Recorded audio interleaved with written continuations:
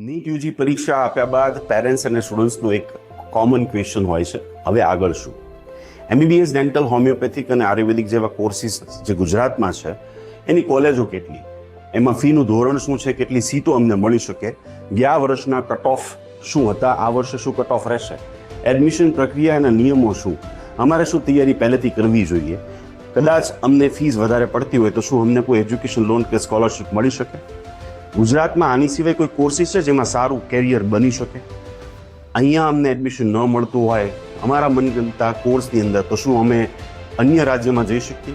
ત્યાં અમારું એડમિશન કેવી રીતે થઈ શકે, ત્યાંના નિયમો શું, ફોર્મ કેવી રીતે ક્યાંથી ભરવા,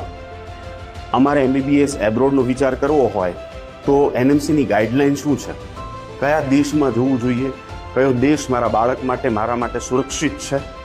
આવા તમામ પ્રશ્નો જે વિદ્યાર્થી વાલીઓને નીટ યુજી પરીક્ષા આપ્યા પછી થતા હોય છે, આન્સર આપવા માટે થઈને હું ડૉક્ટર ઉમેશ ગુર્જર અને મારી ટીમ આવી રહ્યા છીએ આપના જ શહેર વડોદરાની અંદર કેરિયર ગાઈડન્સ વર્કશોપ લઈને, જેનું નામ છે નીટ યુજી પછી શું, જ્યાં આપને 128 કોર્સિસની માહિતી ગુજરાત, અધર સ્ટેટ અને એબ્રોડની આપવાનો છે. તો આ વિડીયો સાથે જે લિંક આપી છે ને ત્યાં જઈને આજે જ રજીસ્ટ્રેશન કરાવી લેશો. મળીએ છીએ લાઈવ વર્કશોપમાં.